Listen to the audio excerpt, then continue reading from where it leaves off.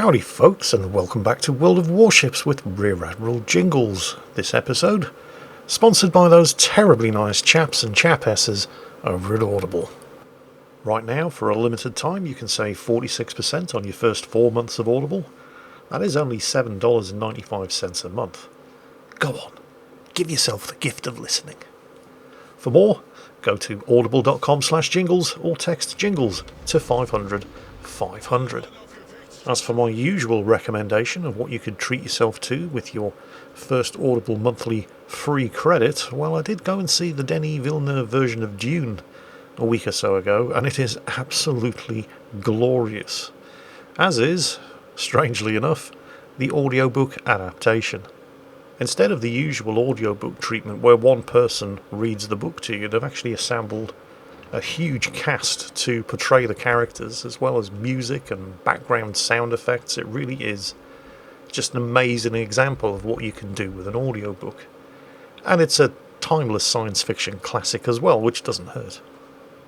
That's audible.com/jingles, or just text jingles to 500 500. And now, on with the show. What's the matter, Tommy? Are the Germans coming? No, Turkish mate, they're already here.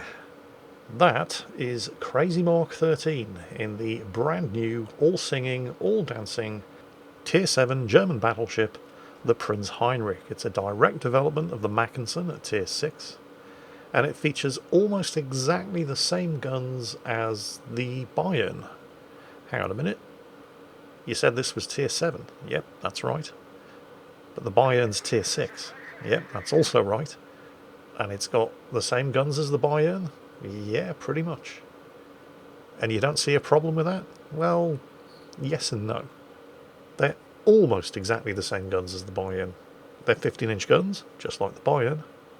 It's got 8 of them in 4 turrets, just like the Bayern. The Bayern actually has a couple of 100 meters extra range over what are effectively the same guns here on the Prinz Heinrich. The Bayern, a tier lower, can fire out to 17.7 kilometers. The Prinz Heinrich at tier 7, only 17.4. Not much of a difference, but, well, you would have expected the difference to have worked in the other direction, with the tier 7 having longer range guns, but no. Both ships have the same 30-second reload. But the Prinz Heinrich's turrets are different. They rotate twice as fast as the turrets on the Bayern. And that's not the only difference between the two ships. The Prinz Heinrich is a lot faster. Well, it's not a lot faster, but it is significantly faster, with a top speed of 28 knots, 3 knots faster than the Bayern. And the Prinz Heinrich gets torpedoes. It doesn't get a lot of them, and they don't do a huge amount of damage, only 13,700 before you take into account torpedo damage reduction, and it only fires 3 per side, just like the Gneisenau and the Scharnhorst, also at tier 7. But unlike the Gneisenau and the Scharnhorst, these torpedoes have a 10-kilometer range. Now, before you get too excited about the opportunities available to a battleship that's armed with 10-kilometer torpedoes, they are really, really slow. I'm not entirely sure, but I think they are the slowest torpedoes in the game, with a speed of only 50 knots. Actually, I'm pretty sure they are the slowest torpedoes in the game. The Italian Tier 6 cruiser, the Duca d'Aosta, can now rest assured that it no longer has the slowest torpedoes in World Warships. It launches torpedoes that travel a whole knot faster than the torpedoes found here on the Prinz Heinrich. It's extremely unlikely you're going to be hitting anything at 10 kilometers with the torpedoes on this thing, unless by accident. They're nice to have. It's not difficult to imagine circumstances where the torpedoes might save your arse in a tricky situation, and if you've got them and there are targets in range, as there are now, by all means go ahead and use them. But most of your damage is going to be coming from these 15-inch guns. The friendly Surrey over there is about to earn the dubious honour of becoming the first casualty of this battle. Yep, there he goes. Congratulations, well done. I'm sure your parents must be so proud, as the Minsk probably overjoyed at finding a target that he can actually hit with his torpedoes this early in a battle. However, flush with success, he's seriously overestimating the amount of damage that his guns are going to be doing to a German battleship, and he is going to be the second casualty in this battle. I was thinking that it might be the secondaries that get him. The ship does have secondaries, but this is not a Bismarck. This is not a Grosser Kurfürst, a Massachusetts, or a Georgia.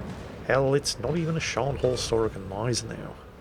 It does have secondaries. Oh, and there's the kill. And it was the main battery guns that got him.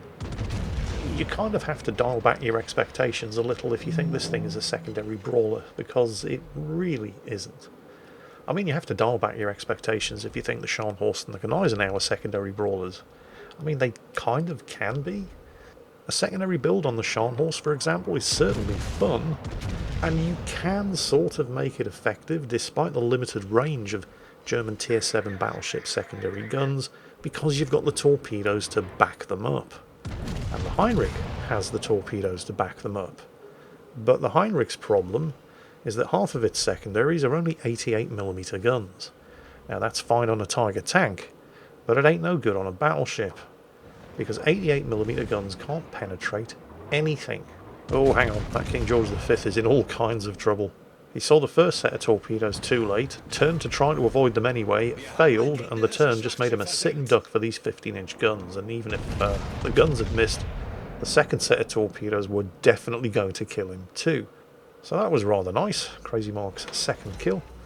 And what looked like an extremely dodgy situation over here on the eastern flank has been turned into a fairly overwhelming victory. It only cost them the Surrey, and all of the enemy forces over here are now in full retreat, which is nice because it's the only place on the map where you can say that and not be lying. The enemy team have 2 of the 3 caps, and they've even evened the kills, so they're now starting to creep ahead on points. The Gneisenau over there is definitely trying to escape this end of the map while still attempting to put some fire down. And the Shchors, he does know he's in a Shchors, doesn't he?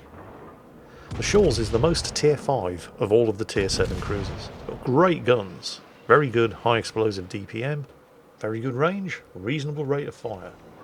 But they did kind of forget to put armour on it, and it can be penetrated by guns of this calibre from any angle, assuming of course they hit, and these are German guns, so of course they are struggling to hit. Ooh, straight on the turret. He was so lucky that didn't go right through into his citadel. That is a remarkably brave Shchors captain. I mean, he's done it. He's gotten into cover behind the island, sort of. He's still getting hit, and by some miracle is still not getting citadeled. Looks like the Gneisenau is returning fire.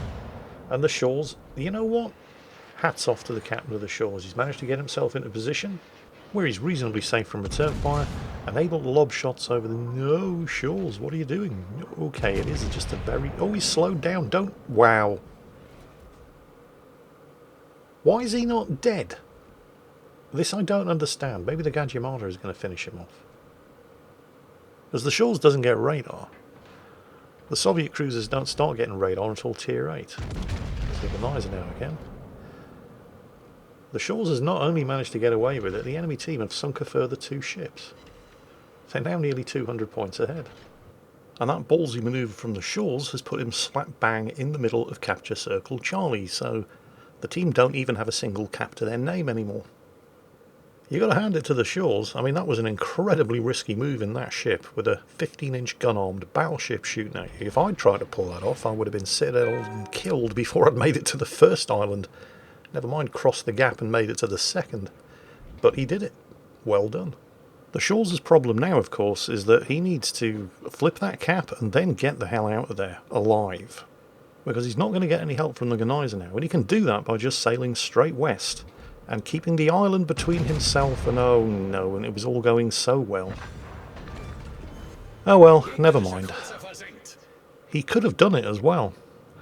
Unfortunately, it looked like he was trying to get some sneaky torpedoes off between the 2 islands over there, and, well, never mind. Better luck next time. That's the kind of over-ambition that's the death of a lot of players in World of Warships. They see an opportunity. They see that it can be done. They go for it. They do it. But they just can't seem to resist taking that one step further than they need to. And that's basically what got the Shchors killed. Now, can we finish off the Gneisenau? That's a beautiful target. All guns able to fire, into cover behind the iceberg before the Gneisenau now can return fire. Perfect setup, mediocre payoff. Because that's just what you get with the Bayern's guns, and in fact most German battleships' guns. On paper the dispersion is very, very good, it's only 180 metres. But it's not the dispersion here that matters, it's the sigma value, the amount by which the shells go high or low. If they were deviating to the left and right on a target as broad as that at that kind of range, they'd still be hitting something. But as in other German battleships, throw enough shit at the wall, and eventually it's going to stick. Killed them before, he got the Gneisenau. The cap circle is finally secure, there are no further enemy ships on the eastern end of the map. However, because the enemy team keeps sinking friendly ships as quickly as he's sinking enemy ships, and the enemy team still have those two cap circles. So the kills are even, but the enemy team are still 200 points ahead. It's kind of like pissing in the wind, really. All of this effort, and you're not really getting anywhere. And just when Crazy Mark thought things couldn't get any worse, they got worse. The enemy team have just sunk a further 2 ships. They are now 300 points ahead. So, where do we go from here? Well, you could start by dealing with that Neustrashimi over there, who looks like he's either trying to go for the King George V. He is, yeah, he's not trying to sneak this cap back. The secondaries don't quite have the range for it. Obviously the main battery guns do. And here's the thing, even if the secondaries did, that German quarter caliber high explosive penetration rule, which gives effectively the IFHE skill to all German battleship secondaries, doesn't actually give the IFHE skill to all German battleship secondaries. Only 105mm guns or better, and half of the Prince Heinrich secondaries are 88mm guns, so they can't pen anything. Still, if you can't get the Neustrashimi because he's smoked up and he's not playing fair, sink the Groningen instead. Kraken Unleashed, 5 kills. And while these 50-knot torpedoes might not be good for much, particularly at range, they do at least have the range to reach the Neustrashimi's smoke screen, and because he's hiding inside the smoke, or I'm at least assuming he's still hiding inside the smoke screen, maybe? You never know. We'll check back in a minute after the torpedoes have chugged their way to the destination and find out if the Neustrashimi is in fact still there. Oh look, the team are actually fighting back. The Tashkent's managed to sink something and is flipping that central... Ooh. May not survive to flip that central cap. But Crazy Mark's division mate in the Gajimada has arrived in the cap to back him up. Those torpedoes still haven't made it to the smoke screen. We'll give them some more time, see what happens. Oh, hang on. The Neustrashimi is not in the smoke screen anymore. You seem remarkably sure, Jingles. How can you tell? Well, Crazy Mark is spotted. No one else has line of sight. It has, yet there he is. Right, we know his smoke's on cooldown. He does have his engine boost running. Oh, this could be really bad news for the King George V. The secondaries are in range, but as we've already established, they're kind of shit. I mean, it does have 12 150mm guns, and those are pretty good, but the 88s are just a complete waste of time. They're decorative. They may start the occasional fire, other than that, shouldn't rely on them. The King George V has taken the hint, he's trying to run away, and, well, whether or not he'll succeed, I guess we'll find out. But the Neustrashimi's engine has been hit, and it doesn't look like he has the last stand skill. So that's kind of unfortunate. So he's extremely unlikely to be getting out of here alive. And they do have to kill him because they can't afford to leave a dangerous ship like that behind them. And despite everything I've said about the secondaries, that was actually a secondary kill. I mean, the 150s are capable of doing damage, it's just the 88s that can't.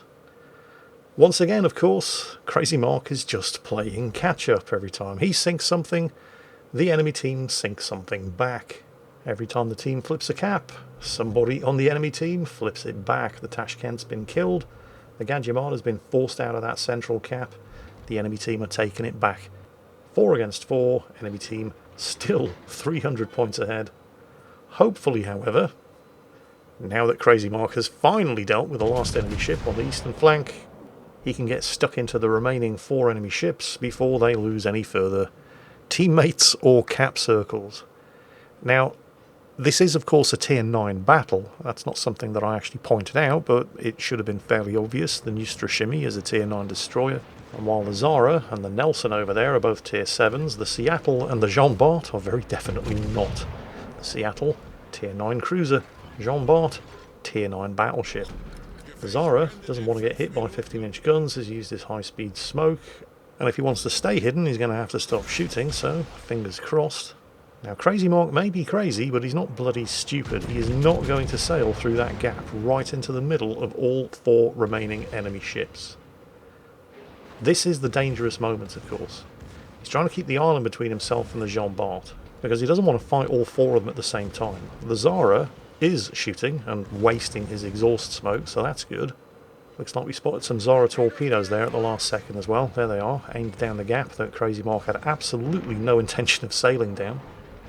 However, his torpedoes are looking fairly good for the Zara, so instead of shooting him up, he switches to the Seattle, who's given broadside in an attempt to get out of there and is rewarded with a Citadel.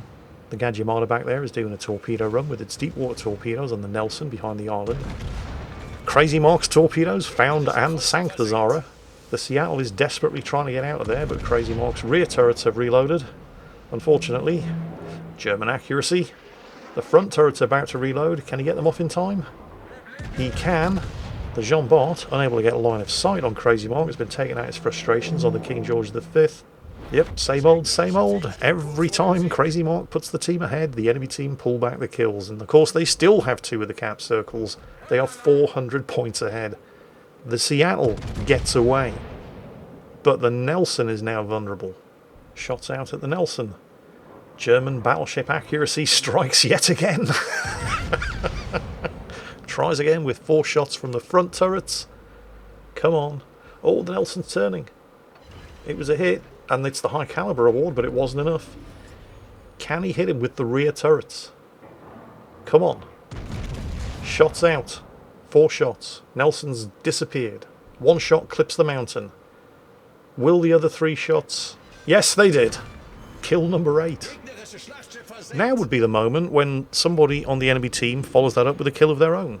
Perhaps the Seattle on the Gadjimada. Well, probably not. The Gadjimada appears to know that he absolutely cannot afford to get spotted by a Seattle and is booking it the hell out of there. Maybe the Jean Bart will kill the Georgia. What do you mean, what Georgia? I know, exactly. Believe it or not, the team do have a surviving Georgia. He does actually have 1 kill to his name, which, to be fair, is better than, well, most of the rest of Crazy Mark's team, but his only real contribution to the team thus far has been not dying and telling everybody in chat how shit they are. There he is. The Seattle does appear to be sick of living, however. Well,